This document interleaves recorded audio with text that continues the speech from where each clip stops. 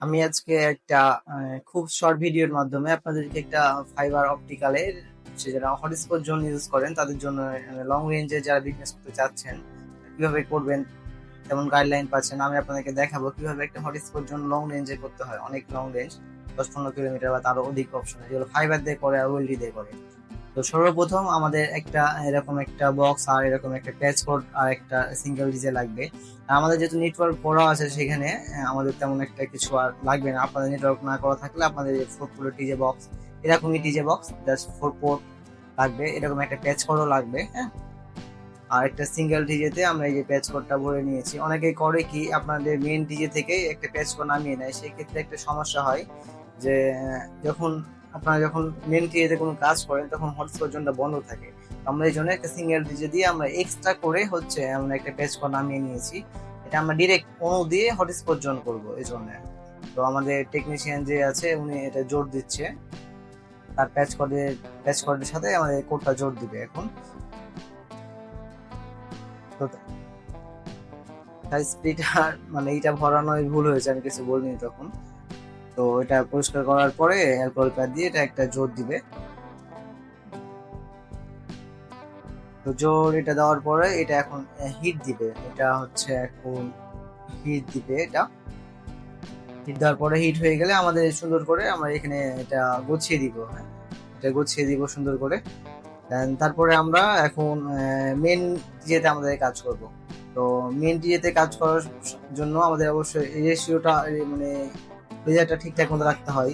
তো মাঝে মধ্যে এরকম টিকটিক করে দেখা পারবেন, টিকটিকি মাঝে মধ্যে অনেক গ্রাম অঞ্চলে সাপ টাপ অনেক থাকে টিজে বক্সের মধ্যে আর কি।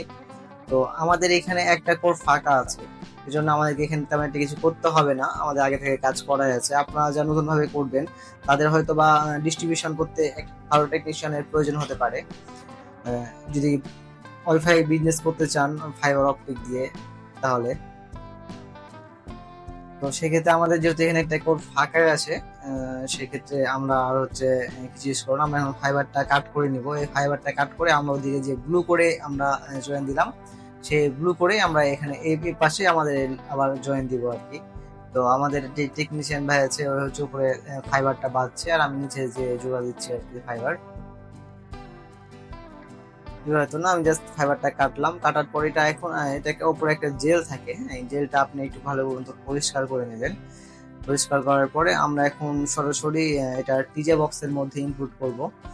এটাকে টিজে বক্স বলে, যেটা বক্স দিতে হবে সেটা অনেক আগের করা, মোটামুটি তা 4-5 বছর আগেকার করা। এটা জন্য এই অবস্থা এখন, তার মধ্যে আর কিছুই করা হয়নি। তো এটা আমরা ঢুকিয়ে জাস্ট নাট টাইট করে দিব।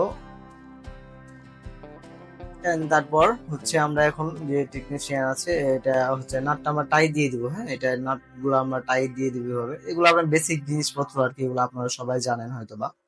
তারপর আমি আপনাদেরকে বলে দিচ্ছি।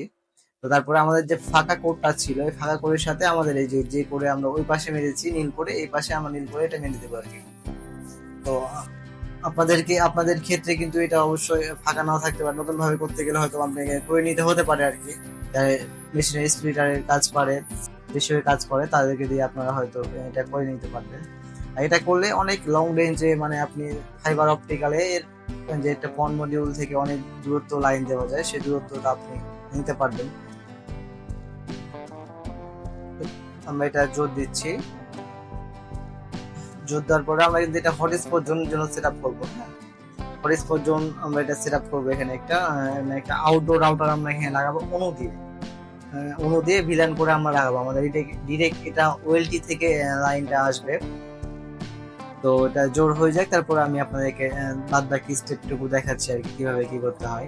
তো ফাইবারের জোড়া দেওয়ার ক্ষেত্রে কিন্তু অনেক ঝামেলা পোহাতে হয়, মাঝে মধ্যে জোর লাগে না, অনেক ক্ষেত্রে অনেকবার মুছে টুছে অনেক ক্ষেত্রে জোর দিতে হয় আর কি। একটু সমস্যা হলে জোর লাগবে না।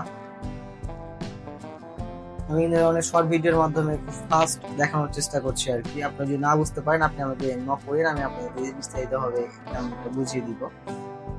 আমাদের কোনো স্ক্রিপ্ট করা থাকে না, এই জন্য ভিডিও করার সময় তেমন পরে একটা ভয়েস ওভাবে দেওয়া হয় না ভালো মতো আর কি, জাস্ট শুধুমাত্র। তো আমাদের এরকম একটা বক্স থাকবে প্রথমত। এই বক্সের মধ্যে আমাদের অনু আর আউটার চার্জার থাকবে। তো বক্সটায় যে আমরা ময়ে দিয়ে আমরা বক্সটা যে উপরে বেঁধে নিয়েছি। বক্সটা বেঁধে নেওয়ার পরে আমাদের হচ্ছে এখন পাওয়ার লাগবে। তো আমরা একটা কম্বাইন বোর্ড বসিয়ে দেখেন আমাদের টেকনিশিয়ান যে আছে উনি হচ্ছে যে পোল থেকে হচ্ছে পাওয়ারের ব্যবস্থা করছে আর কি। অনেকে বলতে পারে যে বিল লাগে কিনা, তো শহরাঞ্চলে এই ধরনের বক্সের জন্য কোনো বিল মানে নেই না আর কি, সরকার যে লাইসেন্সের জন্য ট্যাক্স দেওয়া থাকে এগুলোর মধ্যে নেই। তারপরে আমাদের একটা অনু লাগবে, আমরা তো ভিসলে সবকিছু ইউজ করি। এটা হচ্ছে একটা পিও ইনজেক্টর, কিন্তু ভিসল না থাকার কারণে এটা হচ্ছে আমাদের হচ্ছে ইউজ করতে হয়েছে, বিডিকম ইউজ করতে হয়েছে। যা হোক বিডিকম ভালো, সমস্যা নেই।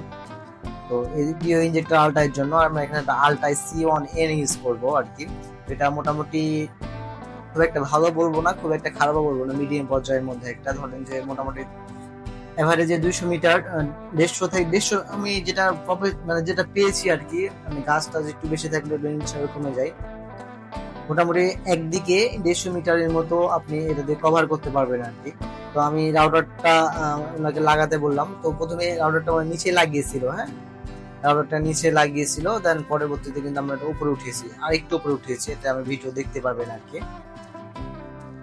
তো এটা এখন রাউটারটা বাঁধছে, রাউটার বাঁধিয়ে আমরা অনু দিয়ে সরাসরি হচ্ছে আমরা করে দেখুন রাউটারটা কিন্তু উপরে বাঁধা হয়েছে, এখন অনেক উপরে বাঁধানো হয়েছে রাউটারটা উপরের সাথে সামনের দিকে অ্যাঙ্গেল করে।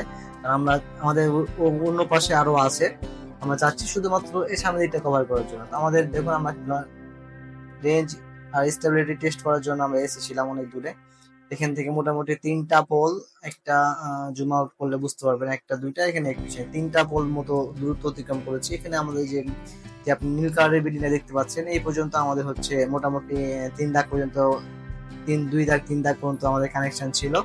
এন্ড এখানে পর্যন্ত আমরা স্টেবল ভাবে নেট ইউজ করতে পারছিলাম। আর একটু সামনে গেলে আমরা স্টেবল ভাবে পাচ্ছিলাম না, রেঞ্জ পাচ্ছি কিন্তু স্টেবল ভাবে আমরা মানে ডাটাটা ব্যবহার করতে পারছি না। তো আপনারা যারা এভাবে লং রেঞ্জে চিন্তা ভাবনা করছেন, তারা অবশ্যই অপটিক্যাল ফাইবার আর ওএলটি দিয়ে হটস্পট জোন বলে না হচ্ছে আপনারা যেরকমই বিজনেস হোক না কেন, মানে আইএসপি রিলেটেড বিজনেস হলে আপনারা ম্যাক্সিমাম চেষ্টা করবেন ফাইবার দিয়ে করার জন্য, তাহলে একটা ভালো পারফরমেন্স পাবেন। আর আমরা অবশ্য পাওয়ার ব্যাকআপের জন্য আমরা এখানে ইউপিএস ইউজ করি। আপনার পোলে ইউপিএস আলটার সাথে ইউপিএস লাগানো থাকে, কারেন্ট চলে গেলেও যেন মানুষ হটস্পট ইউজ করতে পারে।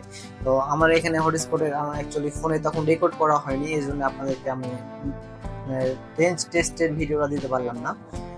কিন্তু আপনাকে আমি যতটুকু ভিডিও দেখালাম আপনারা হয়তো বুঝতে পেরেছেন যে কতটুকু ডিস্টেন্স। এই পোলগুলোর জন্য ডিস্টেন্স অনেক দূর করে আর কি, মোটামুটি 60 মিটার তো অ্যাভারেজে হয়ে যাবে আর কি। এবার ধরতে গেলে 150 মিটার আপনি কিন্তু আলটায় আরো, এটা কিন্তু আমাদের পুরাতন আলটায় একটা, হ্যাঁ নতুন হলে আর একটু ভালো মতো পারফরমেন্স বা রেঞ্জ আমরা পেতাম আর কি। এটা মোটামুটি 2-3 বছর ইউজ করা হয়েছে, তারপর আমরা সেকেন্ড হ্যান্ড এটা কেনার পরে তখন এখানে লাগিয়েছি আর কি। পরবর্তীতে আমরা এখানে নতুনও লাগিয়েছিলাম, তো নতুন দিয়ে আমরা আর একটু ভালো রেজাল্ট পেয়েছিলাম। তো আপনারা বুঝতে পেরেছেন হয়তো, বা একটু অনুমান করতে পেরেছেন কি কি লাগে, কি কি করতে হয়। তো আপনাদের মেন অফিস থেকে কিন্তু ফাইবার টানা লাগবে, এই সিস্টেমে আর কি কাজ হবে আর কি। তো আজকে এই পর্যন্তই, ভালো থাকেন, সুস্থ থাকেন, ধন্যবাদ।